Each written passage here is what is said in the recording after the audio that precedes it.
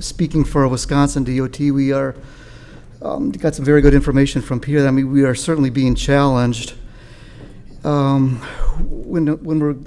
a conflict might be coming in, or during the appeal process, that it seems that at times that they appreciate the manual, but they really want to get to the specific project and how it applies to that specific project. So thank you for that presentation. Okay, our final presentation for this session is going to be an implementation of a new access management program in Iowa, given by Willy Sorensen. Iowa's DOT, in this presentation, he's going to explain how they did an overhaul of their access permitting regulations, and how they drafted an access manual, and the development of new recommendations to the design division for updating access design and location engineering.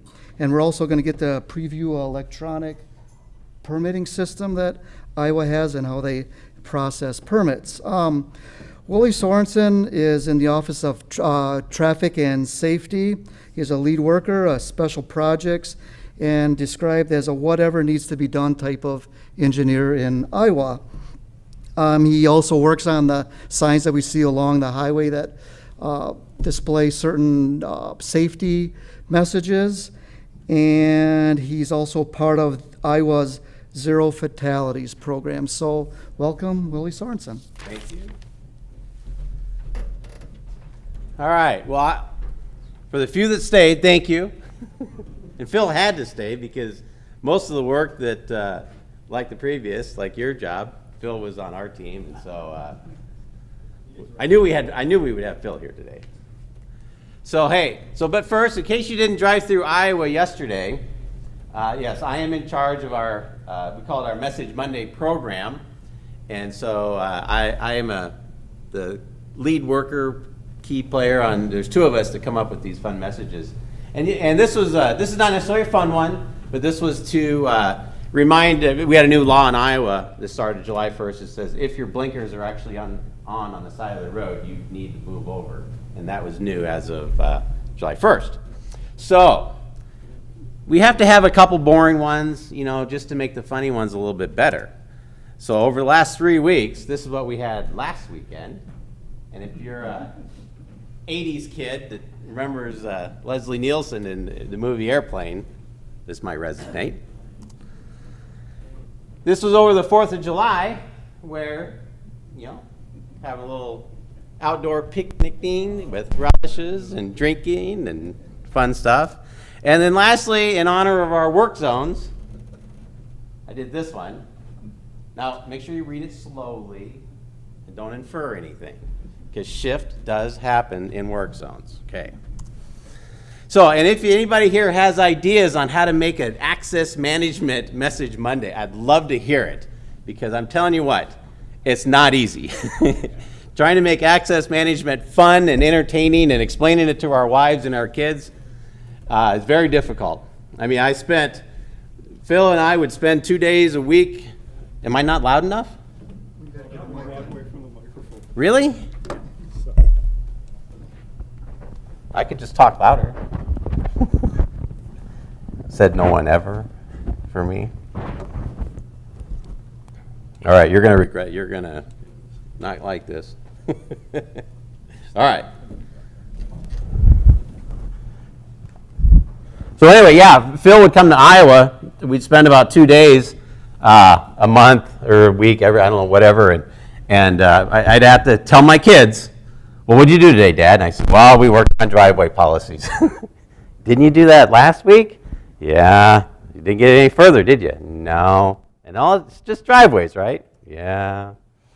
Okay, so if you come up with an awesome Message Monday, it can get the winning of this little contest I have amongst the group in here. We'll get your message on all the Iowa signs, let alone, but then we're kind of the preamble for a lot of the other states, because we give away our messages. So if they're really fun, and if you have them in your state and you think it was really funny, it probably started in Iowa. Seriously. Okay. The desired outcome today is to tell a story about Iowa's our Access Manual Policy overhaul, show off our online permitting system, talk a little bit about wrong way driving and access management, and then end with a twist.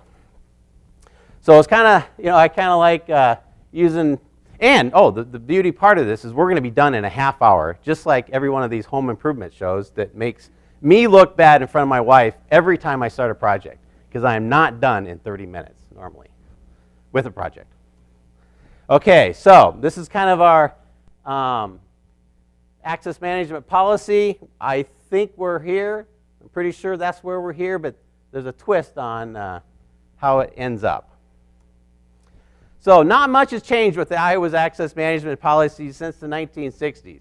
Seriously, there's been incremental updates every 5 years or so since the original 1959, 1960s, but really there was no major overhaul until we got involved and we kind of ripped the policy to shreds, started anew, got a lot of people angry with us. But like I said, I was talking about it at lunch, we actually brought access management. We were in a gutter. Nobody cared about us. Nobody even knew we existed. We were the trolls underneath the road. And now we've elevated access management to just at street level where people can kick us now. So the reason that access management hasn't changed in Iowa is because most of our roads in rural Iowa still look like that, which is almost the same picture as the 1965 picture. And I took that last night on my drive up here. I was on the side of the road, walking. Yeah, with my blinkers on. But not all of them. We certainly have congested roadways in Iowa. Don't worry about that. We have plenty of bad stuff happens. And so we do want to implement an access management policy. So our highlight is we wanted to move from a static spacing system in our policy to a more dynamic one that was based on traffic volumes. We wanted to produce greater flexibility for corridors that we cared about. It's like that rural picture. I don't want to care about access management in that group. Okay, we don't have a problem there when you don't have traffic. But I do want to care about the roads that we have 20, 30, 40,000 vehicles a day on. And right now, our current policy, they treated them the same. You get 1,000-foot spacing. Doesn't matter if you have 50,000 people on there or 5,000. And that was the problem. So we wanted to also provide an economic incentive on those roads, keep them moving, identify and protect commuter routes. So we put together this awesome team, and I did this. We got Christine Williams, Virgil, and Phil. Phil, you don't stand, you see everybody. And then we also had Iowa State University pull together all of the data that we had. And we have access data for every single access point in Iowa. I had interns for 3 years go through Google Earth and GIS, and they plotted every single access point on Iowa road, on our primary roads. So we could do some now crash analysis between driveways and crashes, GIS. Then Iowa State produced 2 papers at TRB this last January. These are the 2 of them, and numerous other research papers to help us decide, help us with this policy. So it's really a great mix between using Iowa data, crash data, and national support, and put together a pretty cool policy. So these were the things that were new. We came up with a rule and a manual. We'll talk about that a little bit more. We want to look at operations. So access management plans, that was not addressed in our current policy. It was an access management plan. Traffic impact analysis or studies, that was not in our policy. The concept of proof of necessity, not in our policy. Functional areas of intersections, not in our policy. And then the biggie, I told Phil on day one, this is what we really wanted to focus on, is the first access point down the main line of a 65-mile-an-hour roadway after a ramp, because some of our people, the farmers want their access point, well, they want it on the ramp, don't get me wrong, but we want to push it down the ramp as far as we can. The question is, how far is the right distance? And so we wanted to come up with that number.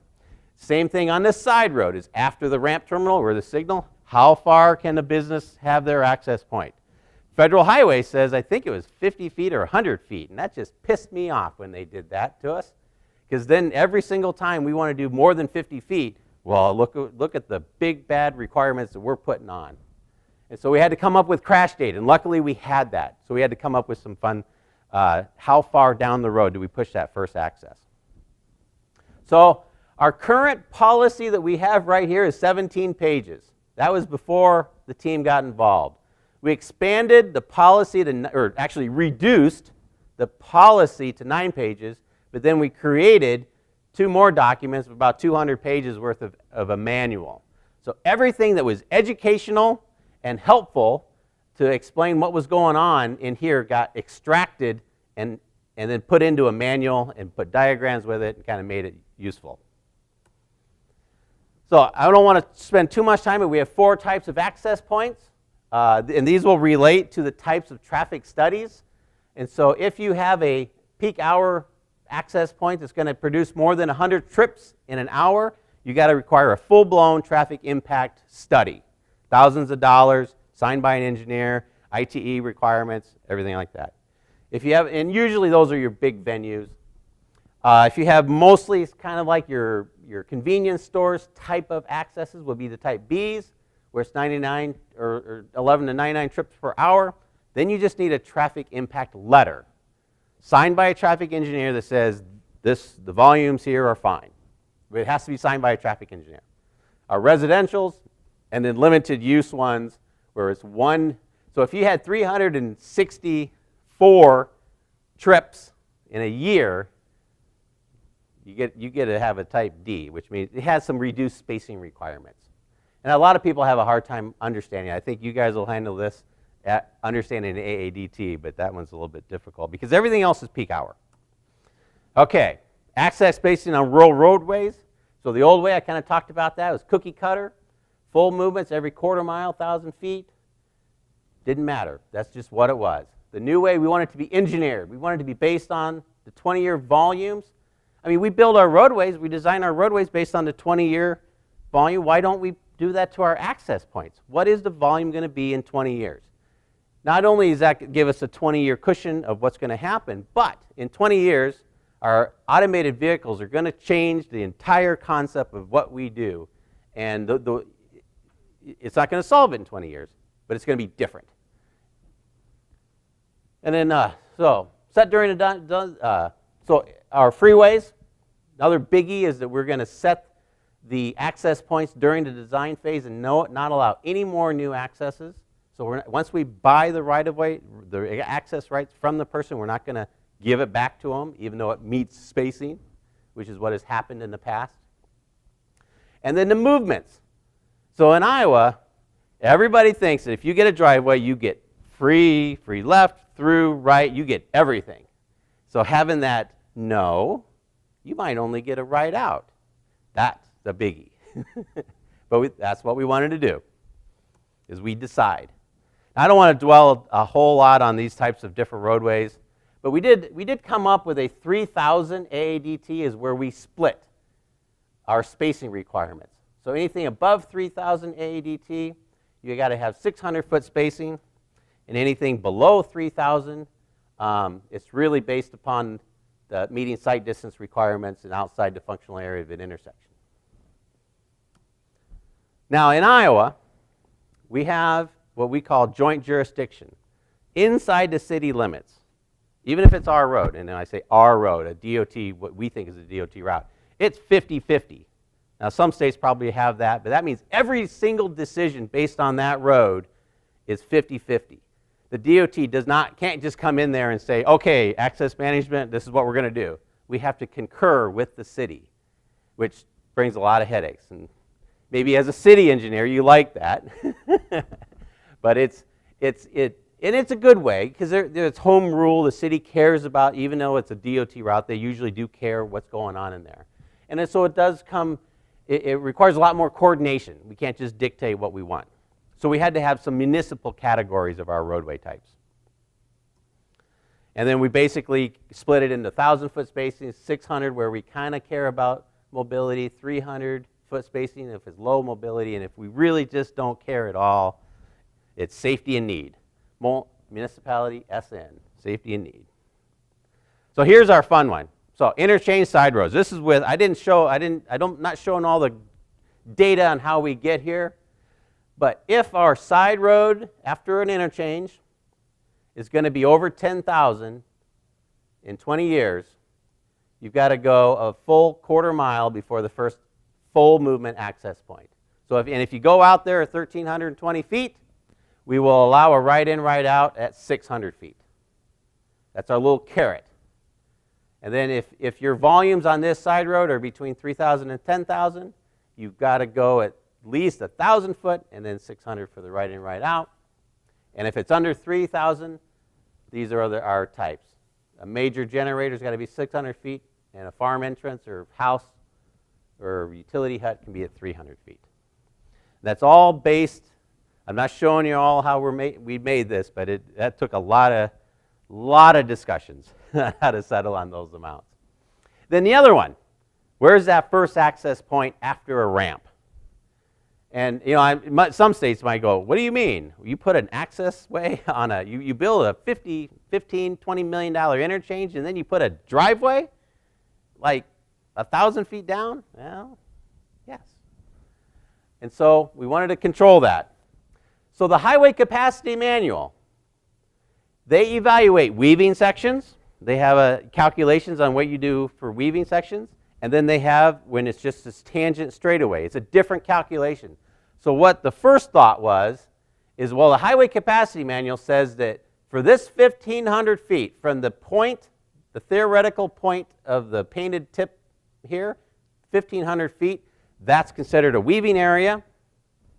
And so I said, okay, I don't want our first access point for sure in this, what the highway capacity says is a weaving area, functional area of this intersection. So I for sure want our access point beyond that. And then we got debating, well, what if this is a longer taper, and what if this is really short? What if it's long? This is who knows how to measure from that point when you're doing the design plans. And so the committee that we had actually said, you know what? Let's do 1,500 foot from the end of the taper. And I said, no. Okay, yeah. So I got double, kind of like you. You weren't expecting to get double. You thought your adversaries were going to shoot you down, and then they wind up doubling the distance. So I thought that was awesome. And we also said we want to be outside the functional area of whatever that access point is. Okay, so that's another D. So the kicker is that these two functional areas, the weaving from the ramp, or 3,000 feet, and the functional area of that intersection, they can't overlap.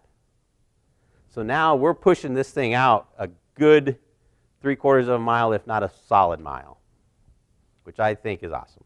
Because before, I actually had to give up and go to 800 feet on a particular access point on a brand new $15 million interchange because our district engineer liked the guy with the field entrance. This is some of the data that helped us justify showing the distance out. Farther the distance, less crashes. Okay, we want to put a planning component onto our access management plan. We wanted to encourage the use of corridor agreements with cities and access management plans. And so that was not in the old policy from the 60s. So we added it. Here's our traffic impact studies, assessments. Back to the type A, the large development, type B is commercials. This is not in the current policy, and we've been implementing it though for like the last 3 years anyway, kind of under the radar, kind of more defining what the old rules said. We want to make it, codify it, make it official. Another problem we had is that the old policy dictated how the public should build an entrance. Okay? Well, that would only be updated every time we updated the administrative rule. And our DOT design, they update that every time AASHTO updates something. So that could be annually. And so we didn't want to have these two sets of books, like that access is built this way and this access is built for AASHTO. So we wanted to stop keeping two sets of books. So we wanted to have any requested private driveway access points must have the same requirements as our DOT access points, the ones that we design. Seems logical, but when it's an administrative rule that kind of dictates how that driveway is designed, you're stuck with it. So that's one of those things we pulled out of it. Proof of necessity. This is just proving that you need it. Not that you want it, that you need it. And that was not in our original books. And I'm not sure still how many states still use this, right, Phil? I mean, we're going to be the leader if we get this going. Awesome. So access shall be obtained from the public road if available. Existing private easements are available, and you can't subdivide your own lot and then landlock yourself as an excuse. I think I have some pictures. So this is a perfect example here where this gas station convenience store, I'm sure, would have wanted to put they would have wanted to put it right there on the ramp. Okay, well, we said no. And then they would have gone here, but we said no.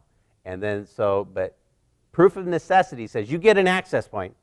Doesn't necessarily be on us, on the main road. The first minor road is where you get it. And you can have two of them even.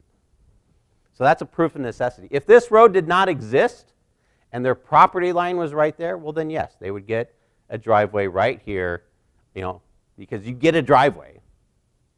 But where it exactly falls is dependent upon the geometrics of your area. Here's another example where a farm, I'm sure, wanted to have their driveway right out to the 4-lane highway, but when we built the road, we forced them to come off the side road and then get onto the 4-lane road. So that's their driveway. Then I think my last example is this particular farm group family that built 3 homes. I'm sure everybody wanted to have their own driveway, especially when somebody gets mad at Christmas and don't start wanting to talk to your sisters anymore or anything, Still got to use the same driveway. That's not an excuse to get out to the highway. So that's proof of necessity in a short form. Functional area of an intersection, kind of same type thing. There's the physical intersection, and then there's the weaving areas, the stopping, the starting, the sight distance, all those things that affect you as you approach and leave the intersection. We want to keep all of our driveways outside of the light green zone. Now, how you calculate that, you've heard many other speakers talk about that, but that's the goal. Okay, Iowa's TSMO efforts. This is what bothered me, is that we have a bureau director that loves TSMO, and they have 8 service layers or focus areas. And this is the Fed's list of different topics for TSMO. And you notice access management was down here, and I saw that, and I realized that Iowa does not have a TSMO service layer for access management. And I went to the bureau director and I said, hey, you really want to implement TSMO, you've got to implement access management. TSMO is Transportation Systems Maintenance and Operations. It's what we already do, we just don't call it TSMO. It's utilizing or maximizing your infrastructure as best as you can so that you don't have to build another lane. I apologize for not saying that. Thank you, Phil. And obviously, access management is right in there where if you have good access management plans, maybe you don't need that 6th lane or that 3-lane facility. So now that I'm kind of involved in this, we can't ignore it now, and we're going to have a service layer called access management. So online permitting, just touch briefly on this, kind of overhauling the complete access management pictures, not only the policy, but we wanted to have an interaction with the public that was a little bit more 2017, 2018, as opposed to 1960s. So what luckily, we had a former director, came from Wisconsin, Paul Trombino III, and he told us a couple years ago, this is probably about 6 or 7 years ago, he said, any interaction that you have with the public that's on paper, you should make it electronic. What's that? I loved him too. I was sad that he left. But when he said that, it gave us that open checkbook to say, okay. And we wanted to do this anyway. It was kind of funny because we were pushing to try to get this online permitting process probably for 6 months or a year. And then he happened to be talking to all the managers of the DOT, and he said that quote. And I looked over at the bureau director. I said, "Can we have our money now?" And she said, "Yes." Good idea, Willie. Okay. And we modeled our online permitting system after TurboTax. Very step-by-step process on how to get one. And very simple. Simple questions, and you kind of put you through the process. And I have just a couple of slides. You're going to ask about the details. Is it a farm entrance, public entrance? The location. You get actually a map of Iowa, and then you can zoom right down into the exact point that you want it. Now, it's still plus or minus 30 feet. It's going to be field verified with our staff, but you get very close to that particular spot. And it's not just it's a complete system. So we have the public input side. I just gave you some of those things, but we also have the management side that's internal to the DOT. It's how we review our permits, how we go through the approvals, how we, and you know, on complex permits, there's multiple departments that need to review it. And the issuing of the permits, and we do monthly reports, and then we archive all that information. So it's kind of a soup to nuts process. Very proud of it, spent a lot of money doing it, all internally staff that has done it. And then it kind of created the ability to do other permits, like our Adopt a Highway, utility permits, small signs, billboards, and a host of others that are in the development process right now. It's kind of cool. So wrong way driving and access management, how am I doing on time? Okay. Okay. So I'm also, one of my special projects that I care about is wrong way driving. And so as we're going through this process with Phil and we're updating the access management policy, I'm also over here, Phil doesn't even know it, I'm working on wrong way driving things. And then a couple times they just started to blend together, and I went, whoa, we should talk about this. So hotels and restaurants. This particular, this is in Ames, Iowa, bunch of hotels and restaurants for people staying here. And we have a very short access between the ramp and this kind of major side road. So what happens? And I don't know if this will work. I was able to document 7 wrong way movements in a very short amount of time. I had a camera out there. And I wanted to figure out why. And one of my hypotheses is GPS. I don't know, hopefully this works. Okay, listen. Head north on South Dayton Avenue toward Southeast 16th Street. So I'm headed In north. 1,000 feet, turn right onto Southeast 16th Street. Turn right. I should turn right. Turn right onto Southeast 16th Turn right. Street. That's right. Right, Willie. I think GPS plays a role in wrong way movements when you're not paying, if you're even drunk, if you're not paying attention, and you're a slave to that GPS device, you would have turned on that ramp that's so close to the next road. So frontage roads, too close. 100 foot. So this particular wrong way movement, we get a lot of people going this way. It's because uptown, where all the bars are, everybody comes down to this way, and then they're supposed to go across and go to Ames. The problem is there's a stop sign right here. So everybody is coming down, they stop, then they proceed, and what happens is people think that this is the out-of-towners, this is Highway 30, and this is everybody traveling this way. So they stop like a good person, they cross the median like a good person, and then they turn going into Ames. That's what happens. So if that throat would have been a little bit longer and we didn't have this kind of development or access, could solve it.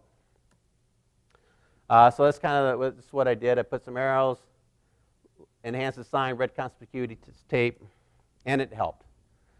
Okay, nationally, we know the park lows are a problem. Confirm that with our study on wrong way driving, and we actually got a new design standard so that we're separating these instead of having them right together and then separate. The cool thing is that the geometrics engineer who I've been working with access management also cares about stuff like this. And so I said, Elijah, hey, let's talk about wrong way driving and movements. And so he's on board, and he's actually, we're going to propose a new interchange here coming up at Floyd, and we're going to use, or actually in Iowa City, that uses a split. It brings those farther apart, mirroring the Illinois standards. Then my last one, I think, is this is Iowa State University is up here, football stadium, Jack Trice, Hilton Coliseum. That's where the Cyclones win all the time. And then we come down. And what we have here is a 350-foot buffer between the off-ramp and a hotel and a retirement community. Kind of like, this is the perfect storm. Okay? So what happens is people come through here, they go, okay, I want to go to either the hotel or the retirement community, and then they just turn short and they go up this ramp. And part of the problem is as you're approaching this traffic signal, that's the ramp right here, but you can see the sign for the hotel. You can't really see it very well in this picture, but it really does make you think you need to turn right there. And so we did some enhanced signing. This is kind of a before and after of all the different things we did. And it has helped but not made it perfect. I've also was able to put up a sensor out there that kind of detects, this is from TAPCO, that will detect a wrong way vehicle coming up the ramp and alert us. And so I got this is the second one. We installed this in July 10th, and this is the next month, and this is like the second or third one. And I go, this is in the daytime, so I'm assuming that this is a retired person going to their friend at the retirement community, white Lexus. There's a lot of, possible things here. So I said, okay, after work, actually maybe it's even during lunch, because I've been working with the police departments, and they say every time they find somebody going the wrong way, we'll do a health check. Give it their license plate number, we'll do a health check on them, see if they need to be, reevaluated for their driver's license. So I thought this might be fairly simple. So I'll just drive out there, go through the retirement community, go in the parking lot, look for a white Lexus. Pretty easy. So I found it. It's right there. I wasn't more than 10 feet into the parking lot, and I found it. So I wrote down the picture, got it, all ready to, call the cops, do the health check. Then I drove a little bit further. I found another one. I wrote down that license plate number, and I went down a little further. I found a third one. And I'm telling you, I found 10 white Lexuses in the parking lot. And I said, they got me. So anyway, back to the access policy. How did it end? So, strike one of our access policy, the old existing policy. So you got to have an implementation rule or a sentence on gives you the code authority to do it. Well, ours that we had, the 1960s version that's been updated periodically, its implementation said it was about obstructions in the highways. Well, that was repealed 11 years ago. So we actually have no authority to do it. And so that was kind of bad. And then they do say, okay, everything that was in here referenced this one. But there's nothing in here about access management. They got utility structures and public nuisances and enforcement, billboards, nothing about access management. So we actually don't have any kind of code authority to do it. So we thought, okay, how about we'll just do our own implied safety to the betterment of the world. We need to do access management policy, et cetera, et cetera. And so we said, that's how we're going to proceed. So, strike two is just in March of this particular year, the governor of Iowa signed a bill that said, hey, unless you have, so we're prohibiting state agencies, Iowa DOT, from implementing or enforcing any standard, requirement, or threshold without clear authorization. That means that Iowa DOT, if we, the legislature, have not given you the permission to create laws and rules and administrative code and everything, you can't do it. So there's strike two. We're like, well, how are we going to do this? And so we're kind of wondering how, when we fought this, we told everybody, hey, this is not just this particular rule, there's 100 other rules. And I think what happened was the legislature said, exactly, you guys have overextended yourselves, and we're pulling the reins back. And so strike three came a month later, where the Iowa Supreme Court reviewed the automated traffic enforcement cameras we have on I-235 in Des Moines, and they said again that we lacked the authority or the statute to create rules regulating this. So that was the third strike, and it's like, whoa! This is my Las Vegas picture. Amy and I rode some horses last week. It was kind of fun. So, but no, really, after that third strike, our management said, okay, pull back. We're done. Let's go huddle back. Let's go back, see what's the plan, because if we propose these new rules that we spent the last 2.5 years doing, they're going to chew us up and spit us out because you don't have any authority to do anything. So, if there's any statistician here, does this ever hit 0? Do we ever hit end? No. This goes for infinity before it gets to 0. And that's where we're kind of at right now.